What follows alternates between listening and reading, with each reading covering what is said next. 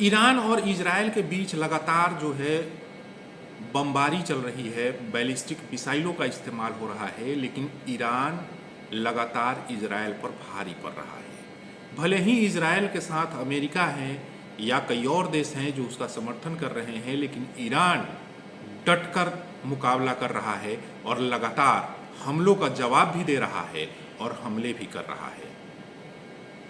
Iran ने इसका नाम दिया है ऑपरेशन टू प्रॉमिस, यानी कि वो प्रॉमिस जो अंतिम सांस तक लड़ी जाएगी। अंतिम सांस तक ईरान ने लड़ने का फैसला कर लिया है, झुकेगा नहीं। ईरान का कहना है कि वो किसी संघर्ष विराम को अभी नहीं मानने वाला, किसी संघर्ष विराम को वो नहीं मानेगा, क्योंकि जो मध्यस्थता करने की कोशिश की जा रही थी कतर और ओमान की तरफ से, उसे ईरान ने मना कर दिया है।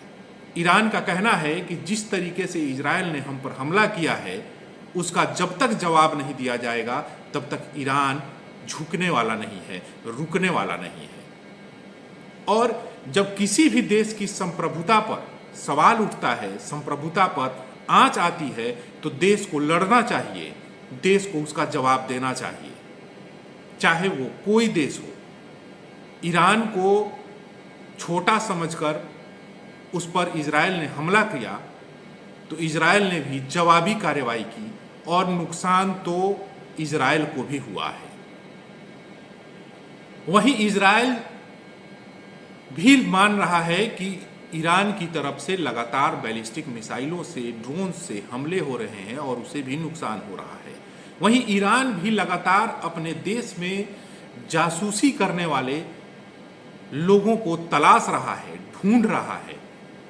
एक को तो उन्होंने फांसी भी दे दी है। कहा जा रहा है कि इजराइल के लिए वो ईरान में रहकर जासूसी कर रहा था। वहीं ईरान की IRGC ने बड़ा बयान दिया है। उन्होंने कहा है कि ऑपरेशन टू प्रॉमिस ये तब तक नहीं रुकेगा जब तक इजराइल को हम खत्म नहीं कर देते। यानी कि उन्होंने प्रण ले लिया है कि इजराइल को नेस्तनाबूद कर देना है, खत्म कर देना है। वहीं इजराइल लगातार जो है, ईरान का दावा है कि वो लगातार रिहायशी इलाकों पर इजराइल द्वारा हमला किया जा रहा है, जिससे आम नागरिकों की मौत हो रही है।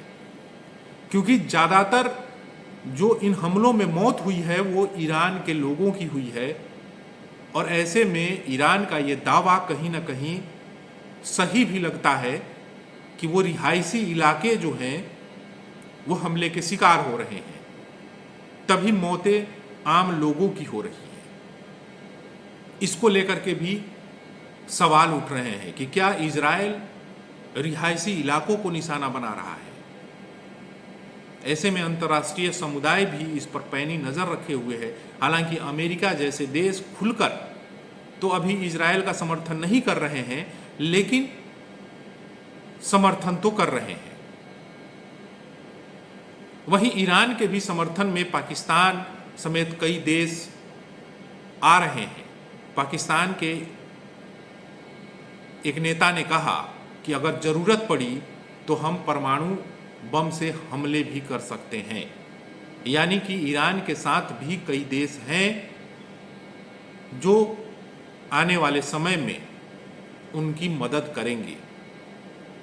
ईरान को छोटा समझकर, ईरान को मजबूर समझकर उस पर कोई भी हमला कर देगा, ये कहीं से भी सही नहीं लगता है।